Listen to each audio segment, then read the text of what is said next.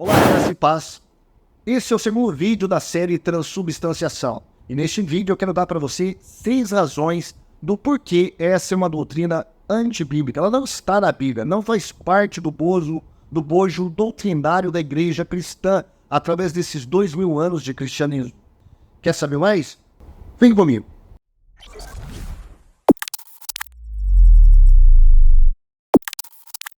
O versículo-chave da transubstanciação se encontra em Mateus capítulo 26, versículo 26, e diz assim, olha: E quando comiam, Jesus tomou o pão e abençoou-o, e partiu, e deu aos seus discípulos e disse: Tomai, comei, isto é o meu corpo. Algumas versões dizem: Este é o meu corpo. Enfim, é esse versículo que a Igreja Católica acredita que num passe de mágica eles podem provar que ali você extrai uma doutrina herética nova que nunca foi ensinada na história da igreja, chamada transubstanciação.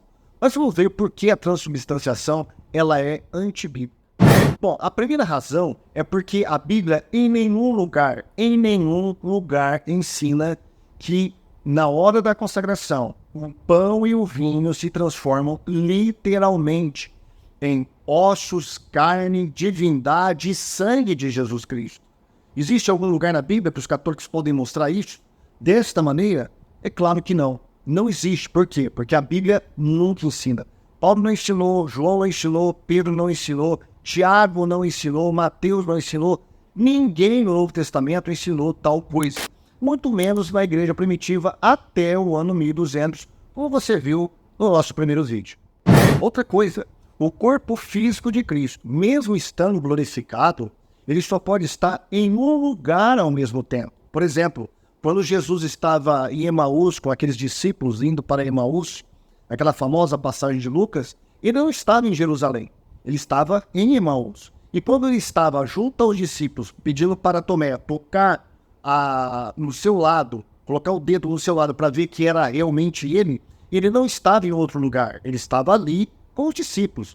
Portanto, o corpo de Cristo não pode estar no céu ao mesmo tempo, em milhares de lugares ao mesmo tempo aqui na terra, espalhado aí nas catedrais católicas, quando o padre faz o seu pirim-pim-pim, transformando aquele pedaço de hóstia, aquele pedaço de farinha, num corpo de Jesus Cristo. É um absurdo.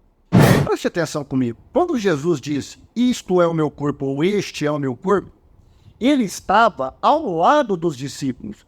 Como que aquilo poderia ser o corpo dele, se o corpo dele estava ao lado dos discípulos? Então ele estava pegando e erguendo o seu próprio corpo e abençoando o seu próprio corpo. Então Jesus tinha 2 corpos, o que é um absurdo tremendo. Isso é antibíblico. A expressão isto é uma figura de linguagem, que não significa que o sujeito se torna literalmente na coisa referenciada. Por exemplo, Jesus disse, eu sou a porta. Nem por isso nós acreditamos que a porta é literalmente Jesus Cristo. Porque isso é uma figura de linguagem, assim como é a expressão isto é o meu corpo, que tem o sentido de isto representa o meu corpo, isto é um sinal a respeito do meu corpo, e não que seja literalmente o corpo de Cristo. Outra coisa, quando Jesus falou isto é o meu corpo, ele estava falando de algo instantâneo naquele momento, ele não estava apontando para o futuro, e isso faz total sentido. Por quê? Porque quando o sacerdote oferece a hóstia, eles dizem que estão oferecendo Cristo crucificado, ou seja, é um sacrifício, o sacrifício da cruz. Mas quando Jesus disse, isto é meu corpo, ele não tinha sido ainda crucificado. Portanto, aquela passagem não pode falar sobre uma transformação literal para sacrifício. É apenas uma representação daquilo que Jesus viria a ser, ou seja, o nosso sacrifício, e não que era literalmente ali o sacrifício do corpo de Cristo, ou seja, transformando-se literalmente no próprio corpo de Cristo. E por último, no mesmo versículo, após Jesus ter dado graças no pão e no vinho, ele não diz que estava tomando literalmente o seu sangue, ele diz que estava tomando o fruto da vide. É claro, por quê?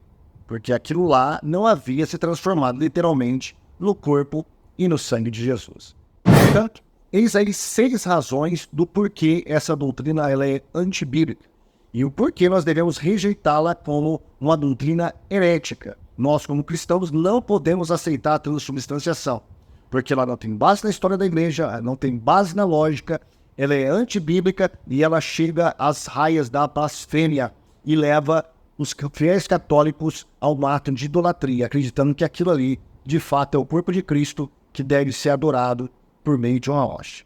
Então, deixe o seu comentário aqui embaixo, se inscreva no nosso canal, deixe o seu like também e se prepara para o próximo vídeo. Nós falaremos mais sobre transubstanciação. Ok? Fica com Deus. Tchau.